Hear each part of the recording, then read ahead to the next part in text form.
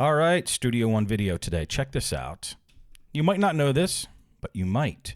If you go up to Studio One option here in your program, go to Options, and then you go to General. You can adjust the appearance of Studio One.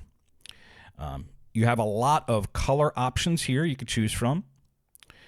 And I guess the best way to describe this is just take all the knobs and start moving them, and you'll see what the range of options are. I mean, you could go super bright, super contrasty, and crazy colorful if you want. Let's just turn everything up and see what nutso stuff happens.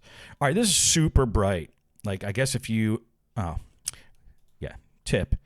If you want to keep the settings that you just picked, hit apply or OK at the bottom of the screen. That's what we're going to do now. And now we have super bright. This is reminiscent of when you, if you, see, I started with Studio One version 1. And this is reminiscent of that. It had a bright color scheme. In fact, you can set your own options like I just did up here, but there's presets, and that's a little more sane. Go into colors and see what PreSonus has picked out for you as nice, pleasant things, like hot chocolate. You know, you're feeling a little warm. It's a winter day. You got some hints of brown and hints of chocolate, as they would say it, like on Starbucks coffee. And you can bring in your stuff here and play with that, even though brown doesn't go with blue very well. But it's whatever mood you're feeling. So let's also go, though. See, here's version 2 gray. This was like Studio One version 2. And then there's older version 2 ones, I think. Version 2 gray light. This was like one of my favorites.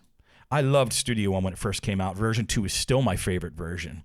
It's before everything went to touch. So everything was nice and tucked in and nice and pretty. Anyway, these are options. So you just go to Options and Appearance, and then you could just kind of pick what you got for your mood going on. Like Nevada is pretty pleasant to me. I like bright. It just brings me back to Studio One too. Version 2.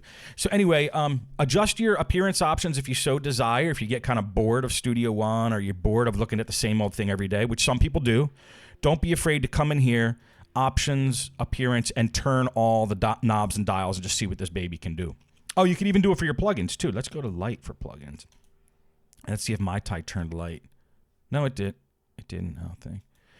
Anyway, enjoy the options of appearance. And then also recognize, and we're going to go over this in future videos, in the options menu, you don't just have appearance, you have other cool stuff too, which we're going to get to in later videos. But today, and all these too. This one, if you press this one, it gives a warning that says, you sure you want to go in here? Don't be afraid of it. You can't break anything. You could always bring things back to default settings. It's super easy. You can't break anything. This is software.